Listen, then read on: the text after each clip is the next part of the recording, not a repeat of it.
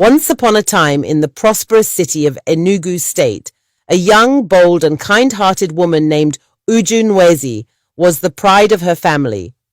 Born into the wealthy and reputable Nwezi family, Uju grew up surrounded by success and values of hard work and integrity.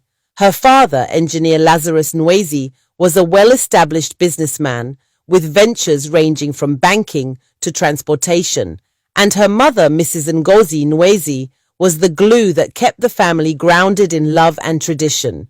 Uju was the only child, cherished and raised with a perfect balance of discipline and indulgence.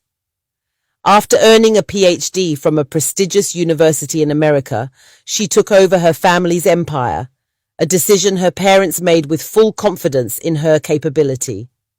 Under her leadership, the family businesses flourished even more, earning her respect and admiration from both her family and the wider business community.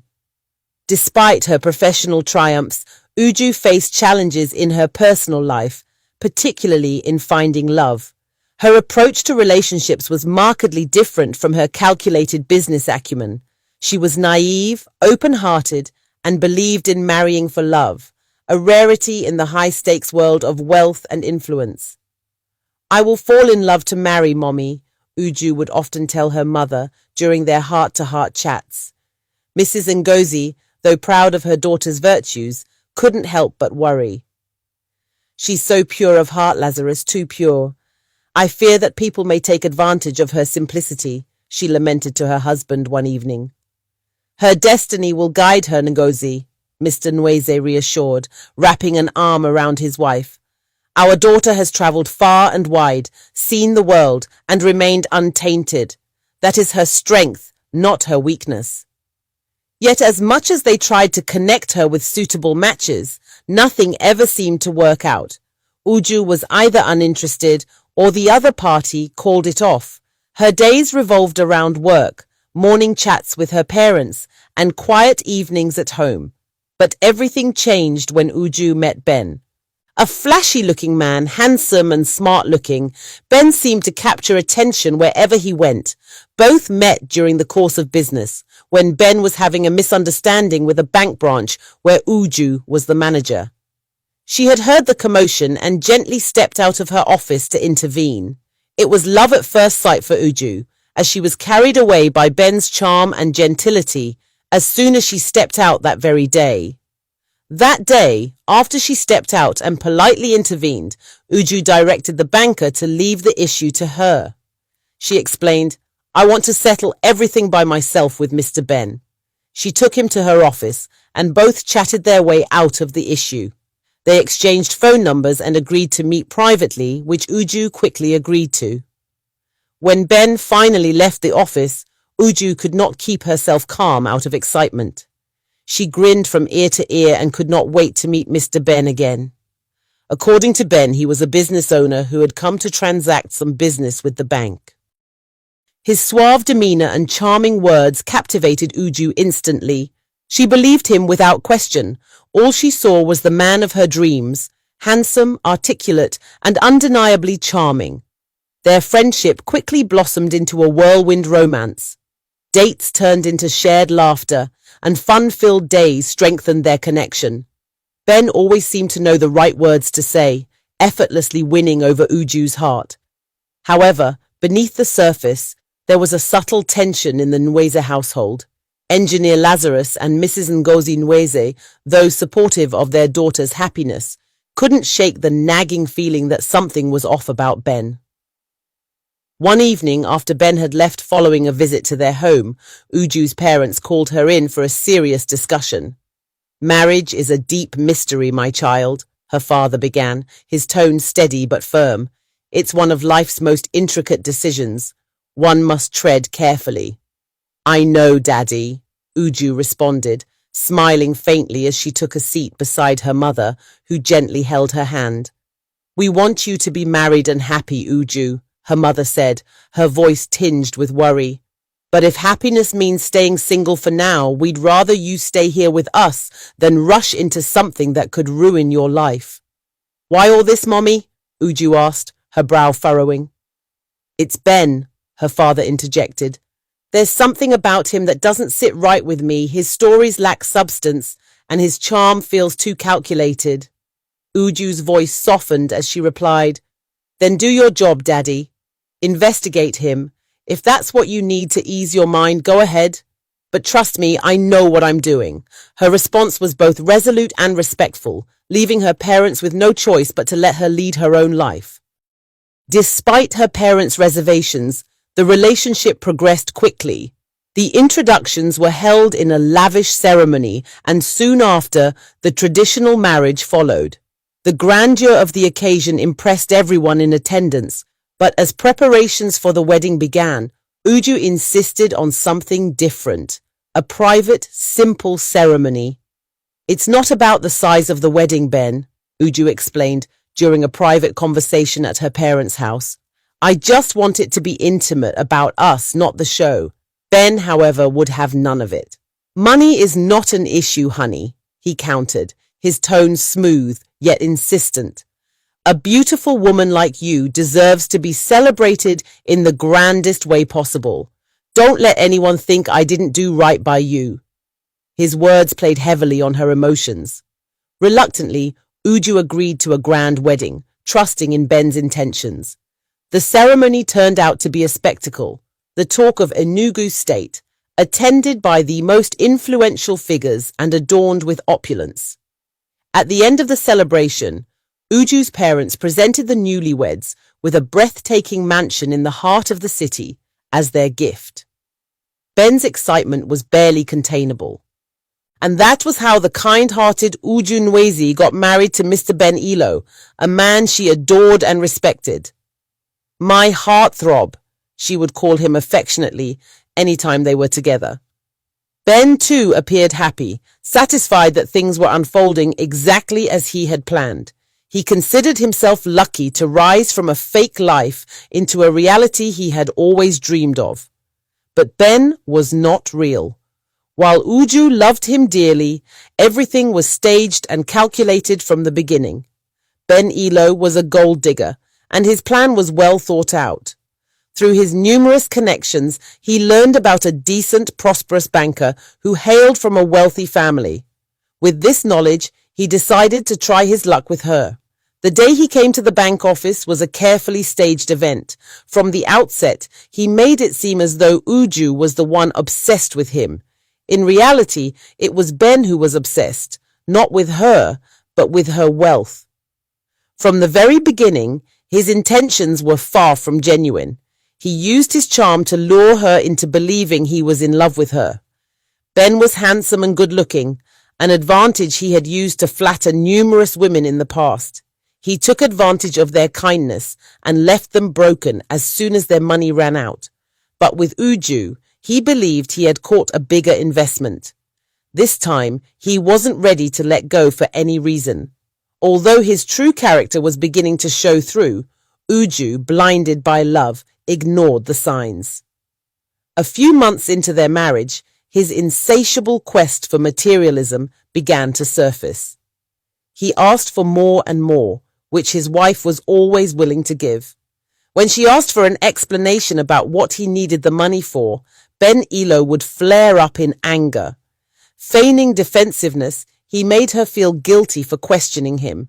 Uju, desperate for peace in their home, would end up pleading for his forgiveness. But as Ben's unending hunger for money kept growing, Uju became somewhat afraid. She began to doubt whether Ben had ever truly loved her, or if it was all about her money. While her heart told her she was right, her head, clouded by the love she had fallen into, said otherwise. At least the money is there, she would say to herself, trying to justify her decisions. If he's loving and loyal to me alone, I think it's worth continuing, she would encourage herself. But things took a darker turn when Ben's inquiries progressed beyond small financial requests. He began asking about her father's wealth, wanting to know what he was worth. Who will inherit his properties after his death? Ben would ask casually, trying to sound indifferent. Has he written a will already? He pressed, his curiosity growing relentless.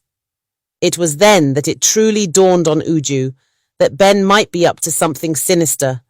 something she couldn't fully grasp yet, but the unease began to grow in her mind. Still, her loyalty and love for him blinded her judgment. Apart from his constant asking for money and excessive spending, Mrs. Ben also noticed that her husband frequently received numerous calls. Whenever she inquired about the callers or tried to get acquainted, Ben always evaded her questions. "You don't need to know them," he would say dismissively. "Those people will weary you with constant requests for money," he added, making Uju believe his reasoning. Being naturally trusting and easily convinced, Uju believed him, and life continued as usual. Uju did everything she could to make her marriage work, but in the end, she was the one cornered. Ben had started using her love for him to his advantage. He never agreed to anything unless his decision was carried out. Even when it was glaringly obvious that he was wrong, Ben would never admit his fault or genuinely ask for his wife's forgiveness. He became selfish and crafty, living an extravagant lifestyle, surrounded by numerous friends. If that wasn't enough for Uju to bear, disaster struck when she lost both her parents in a tragic plane crash. They had been returning from an overseas trip when the accident happened. The loss was devastating for their only child, Uju Nweze, now Mrs. Uju Ilo. She cried endlessly and refused to be comforted. Families, friends, and prominent business figures flocked to the burial to pay their respects. As Uju sat receiving condolences during the burial, Ben Ilo sat beside her, holding her hand as if he truly shared her pain. In reality, the reverse was the case. To Ben, it felt as though heaven had answered his prayers by removing the people who had been shielding his wife. The fear of her parents had been a shackle on his hands, forcing him to tread cautiously. Now that they were out of the way, Mr. Ben Ilo couldn't have been more thankful. He maintained the facade of a supportive husband until the burial was over. Gradually, he began to unfold his other plans. Although both her parents had been buried, Uju refused to be consoled. She mourned their loss to the point that she became physically ill and was taken to the hospital. There, she was diagnosed with depression. Uju was deeply depressed, unable to cope with the devastating void left by her parents. As an only child, she had no siblings to lean on. Growing up, she had lived a quiet life and had very few friends, most of whom she had lost contact with over the years. Her parents had been her world, her unwavering source of love and support. Now that they were gone, Uju felt as though her world had completely collapsed. Ben was not trustworthy, as Uju had come to realize, although she was too scared to face the truth. She wanted to trust him more, especially now that he was the only family she had left. Despite everything, she truly loved him. No matter his shortcomings, all she needed was a sincere heart from him. When Ben saw that Uju was sick and unable to think straight, he decided to progress with his original plan. One morning, as they sat for breakfast, Ben softly called out to his wife. "Honey, I think we should get a nurse for you," he said gently. "But why?" Uju asked weakly, her voice almost incoherent from exhaustion. "You need someone to stay with you when I'm not around," Ben explained. "Thank you for the suggestion, darling, but all I need is your support," Uju replied, forcing a smile. "You're already doing enough. Very soon, I'll be on my feet again." "But the doctor said you need rest," Ben insisted. "Yes, he did, but staying home isn't helping me either. Don't worry, darling, I'm getting better already," Uju reassured him. However, that conversation didn't end there. Ben kept nagging his wife about the issue of hiring either a housemaid or a nurse. In the long run, Uju had no choice but to give in, and that was how Beatrice came to live with Mr. and Mrs. Ilo as a housemaid. Uju felt more at ease having Beatrice around, appreciating the company when Ben wasn't home. Beatrice, a 30-year-old woman, seemed to know much more about caregiving than housework. She carried out her duties diligently, quickly earning the trust of her employer. In her first week in the house, things appeared to improve, and even Mrs. Ilo seemed to be getting better. But all of a sudden, things began to take a turn for the worse. Things changed for the worse, not because Uju was not getting better, but because those she trusted and believed in didn't want her to. Her husband Ben was behind it all. Beatrice was never a maid, but Ben's co-gold digger and girlfriend. It was already part of their plan that, at some point, Ben would manipulate Uju into hiring a house help, which he successfully did. He had planned it meticulously with his girlfriend, Beatrice, and now that Uju was starting to trust and believe in Beatrice, they agreed it was time to unleash another phase of their plan. Constant psychological manipulation to make Uju believe she was losing her mind. Beatrice, a quack nurse with some knowledge of medication, became the primary pawn. She had always been the person Ben was constantly calling on the phone, refusing to let his wife get acquainted with her. Their plan was to ruin Uju's life, send her to a mental institution, and elope with her inheritance. Ben had been working tirelessly to extract secrets about Uju's finances and family wealth. When he saw that his wife was beginning to trust Beatrice and show signs of recovery, he seized the opportunity to use her newfound confidant to manipulate her mind further. With Beatrice gaining access to Uju's belongings, she began misplacing items, making it look like Uju was the one losing track of her things. One morning, as Beatrice was making the bed, she deliberately shuddered, calling Uju's attention. "Madam, look," she said craftily. As Uju approached, she saw a pile of pills under her pillow. Horrified, she almost screamed, "But how?"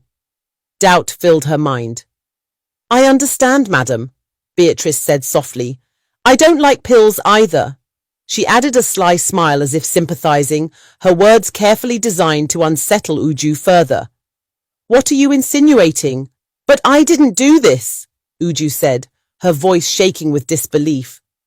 "Don't worry, darling," Ben cut in smoothly, walking in like a snake striking its prey. "I see you're tired of taking your medication," he said, taking Beatrice's side. Both had planned it all, and Ben was lurking, waiting for the perfect moment to support Beatrice's lie. Together they succeeded in planting seeds of doubt in Uju's mind, making her believe she was gradually losing control of her sanity. As if that wasn't enough, Beatrice, with Ben's help, switched Uju's prescribed medication. They began administering drugs that numbed her, sapping her strength and reasoning. It wasn't long before Uju was exactly where they wanted her. She slept most of the time and barely knew what was happening around her. Gradually, she began to doubt herself, believing her depression had overtaken her completely.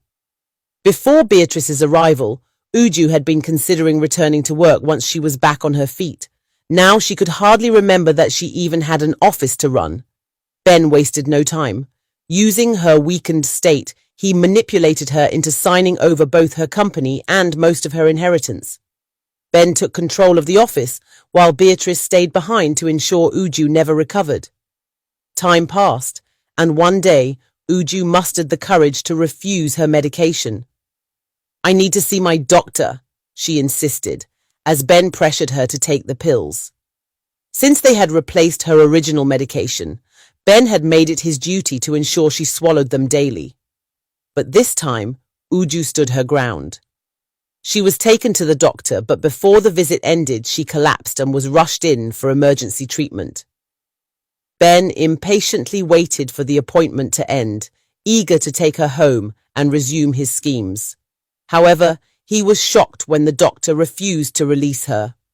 "Her condition has worsened and needs close monitoring," the doctor said firmly. Before Ben could protest, the doctor excused himself, leaving Ben baffled and terrified. Ben grew increasingly scared, fearing that the tests might reveal he had been poisoning his wife. He hovered close, monitoring the doctor's every move. By the end of the day, Uju began regaining some strength. The doctor had ordered a series of tests to determine what had caused her collapse. Later, as the doctor reviewed the results in his office, he noticed something peculiar. His friend, Dr. Francis Egbuna, happened to stop by, and as they exchanged pleasantries, Dr. Francis noticed Uju's report. Curiosity gripped him as he scanned the details. "Could it be her?" Dr. Francis muttered to himself, his eyes widening. "Do you know her?" the doctor asked, intrigued. Dr. Francis nodded slowly. She was my only love, he said, his voice heavy with emotion. He was so much in love with her, but she had felt indifferent at that time. Without hesitation, he asked to see the patient. When Dr. Francis entered Uju's room, he froze in shock. Tears welled up in his eyes as he recognized her. From that moment, Dr. Francis vowed to join forces with the attending doctor to help her recover. The results revealed she had been under the influence of toxic medication designed to impair her mind. The doctors started asking questions which her husband was not aware of. Uju clearly narrated her ordeal, how her husband started giving her the medication and how they played on her mind, making her doubt her sanity. From there, she learnt that she was absolutely fine, but the medication had triggered the symptoms she was experiencing.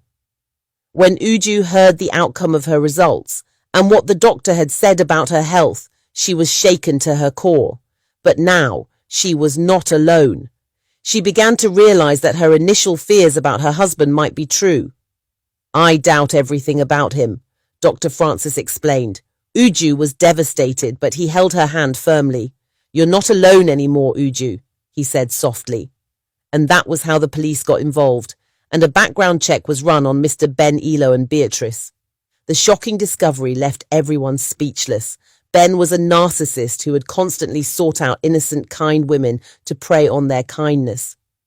Uju was not the first. He was a cold-blooded criminal, a hardened con artist. The same method, the same lies. His innocent, charming face deceived them all. It was all in his arrangement to destroy Uju. Beatrice, one of his victims, turned out to be a co-criminal in his plan. But what she did not know was that men like Ben never truly love. His records of imprisonment and fraud revealed the monster he was. Mrs. Uju Elo was terrified to her core. The thought that she had been living with someone as evil and cold-blooded as Ben made her ill again, but she was kept under constant monitoring. Ben made random visits, as he was almost at the end of achieving his final plan, to lure her, through his crafty manner, into signing away her inheritance in her father's will. But before he could do that, the police were already on his trail, monitoring his every move and waiting for the right time to strike. One morning, Ben stepped in with his usual charming nature and was surprised to see Dr. Francis seated close to his wife, holding her hand firmly. On seeing this, Ben was moved to anger and wanted to unleash his fury on the doctor, who was dressed like an ordinary person. "How dare you touch my wife?" he snarled and moved closer. But the police cornered him instantly. "Take him away, doctor," Francis said sternly. As Uju held on to Dr. Francis, she tried to cover her face with his body, shielding herself from danger. "It's all over, my dear," Dr. Francis said softly, holding her hand warmly. "This is the last time you will see him again," he muttered as she sobbed. Months later, Uuni, having quickly divorced Ben, who was sent to jail on multiple counts of criminal charges, found herself back on her feet. With the help of love and support from a true friend, Dr. Francis, she not only recovered her strength but also everything Ben had stolen from her. As for Beatrice, she too was jailed and served her sentence. Uju felt at peace, staying and knowing that her friend was with her. She sold her house as it reminded her of her torture and moved on, determined to forget everything associated with Mr. Ben. As Uju got talking with Dr. Francis, she was shocked to learn that he had never been married. "I tried, but it didn't work. You stole my whole being," he said softly one evening as they sat talking in Uju's house over a dinner she had prepared for him to say thank you. His words made her blush, and a few months later, when he proposed to her, Uuni didn't have the heart to say no. She had fallen deeply in love with Dr. Francis. That night, she couldn't contain her joy as she smiled, both of them happy in each other's arms. The next day, Uju took Dr. Francis to her parents' grave, where she pleaded for their forgiveness for not heeding their warning about Ben. She also happily introduced them to her new betrothed, Dr. Francis. The end. Marriage is a spiritual relationship that deeply involves the lives and peace of two people. When it is wrongly established, It can lead to unimaginable disaster. Ensure you truly know the person you are marrying. Take time to learn about their family, their life, and their values. Do not make the mistake of marrying a stranger you know nothing about. Even with all precautions, deception can be easy. Take it to God in prayer, the one who established marriage in the first place, for he sees all secrets and reveals the truth. In the spiritual realm, everything is laid bare, unlike the physical world, where lies and pretense exist. May God guide and protect you always. Amen. Please share and comment. Support my channel by subscribing and watching my video. Thank you.